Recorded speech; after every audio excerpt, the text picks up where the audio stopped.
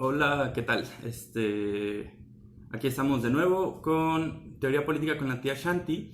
Me gustaría en este capítulo tomar un tema que es bastante controversial, pero no voy a tocar los temas controversiales todavía.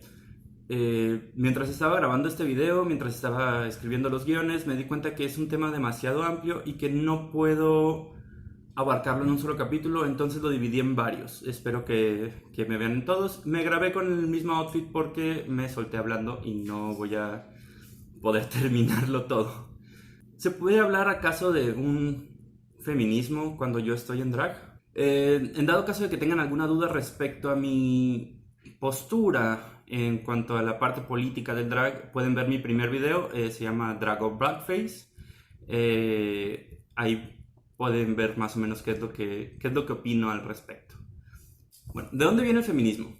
El feminismo es esta idea radical de que las mujeres son personas en todos los ámbitos, pero no fue todo de golpe, no fue todo de golpe en cuanto a la paridad con el hombre. Empezamos en el siglo de las luces. En el siglo de las luces aparece Olympia de Gouges, que en la Revolución Francesa, poco después de que aparecen los derechos del hombre, Olympia dice, oye, ¿por qué no los derechos de la mujer y la ciudadana? Entonces escribe sus propios derechos en los cuales equipara los derechos del hombre a los derechos de la mujer. Tomen en cuenta que esto era 1790, 1780. Es un salto enorme para el feminismo. Y ahí es donde inicia esta idea de que las mujeres deben de tener los mismos derechos. Después de eso, el siglo XIX nos topa un poco desprevenidos. Uno se fija mucho más, de nuevo, como pasó con el MLH cuando dije, en otros temas. ¿Cuál fue uno de estos temas? El tema del capitalismo, el tema de las luchas sociales. Entonces, el papel de la mujer quedó un poco relegado durante este siglo y no lo vemos, o sea, no vemos resurgir un feminismo tal cual hasta principios del siglo XX. Ya en el siglo XX aparecen las suffragettes. Las suffragettes, como saben, eran un grupo de mujeres que buscaban el derecho al voto. Ya tenían varios derechos logrados.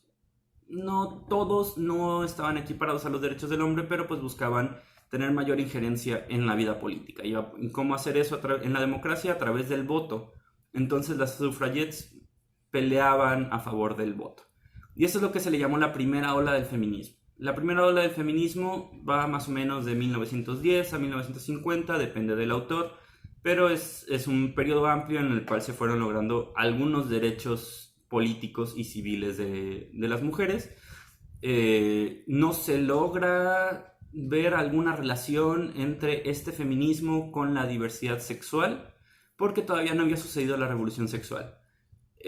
Sin embargo, Lenin mira desde ahí. Pueden ver en mi video anterior cuál fue la postura de Lenin respecto a los derechos de las mujeres y a los derechos de la diversidad. Entonces, pues no hay mucho que decir respecto a la relación con la lucha de la diversidad. Pero después de eso, viene la segunda ola. Por allá de los 50 más o menos, Simone de Beauvoir, a quien le puse el nombre a mi gata, Simona, la Simiau de Beauvoir, escribe el segundo sexo. Una vez que escribe el segundo sexo, no llega directamente en el momento que ella quería, pero funciona como palanca, ya cuando se traduce en los 50 al inglés, funciona como palanca para poder empezar con lo que fue la revolución sexual de los 60. Justamente el auge de Beauvoir no fue durante el tiempo en el cual sacó su libro, sino un poco después, que fue cuando la revolución sexual.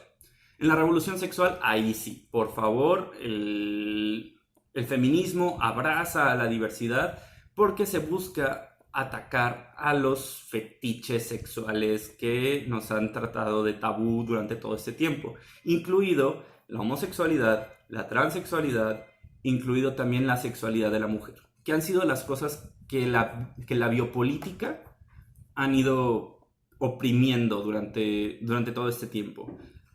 Aquí sí podemos hablar de una relación entre la lucha de la diversidad y la lucha del feminismo.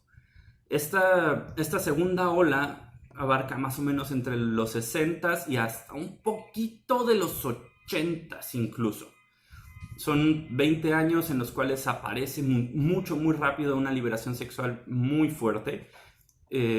Logramos varios derechos, como que las mujeres no fueran propiedad de otras personas, que las mujeres pudieran votar en la mayoría de los países, y otro tipo de participación política. Los Kennedy estuvieron también en Estados Unidos más o menos maquinando.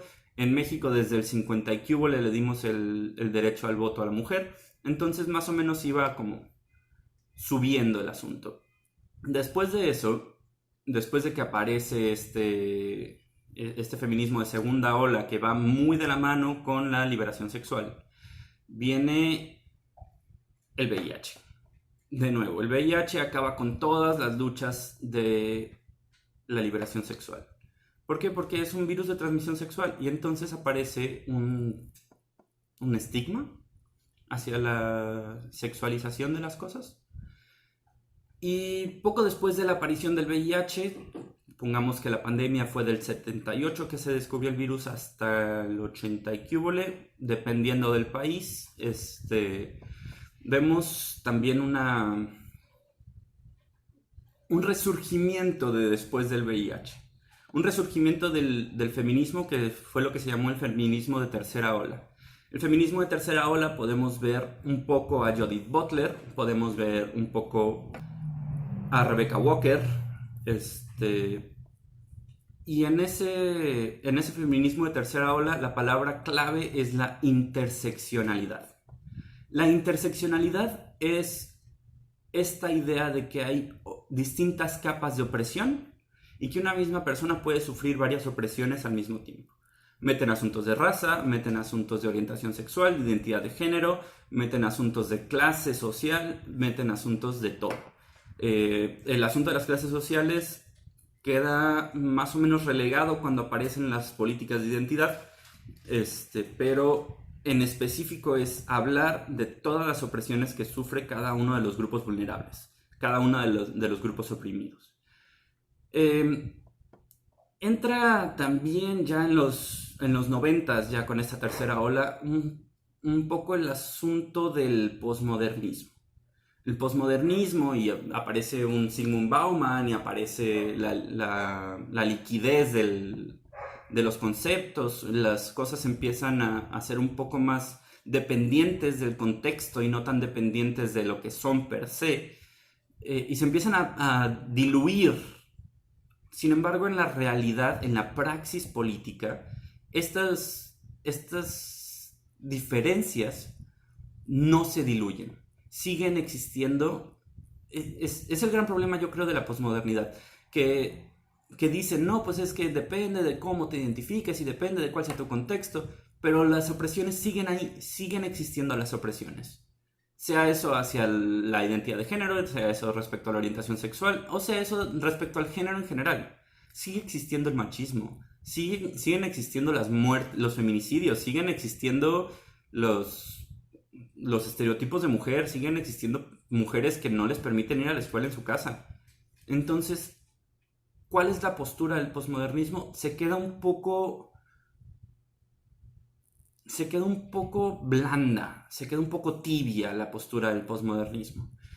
Es muy importante ver aquí que estoy suponiendo varios conocimientos acerca de Michel Foucault y acerca de Judith Butler. En otros videos hablaré acerca de la biopolítica de Michel Foucault y en otros videos hablaré acerca del género para Judith Butler, pero no en este video porque me falta tiempo. Entonces, ahorita quiero dejar de lado un poco el feminismo radical trans excluyente y un poco de lado el transfeminismo. ¿Por qué? Porque esto me da para un capítulo completo.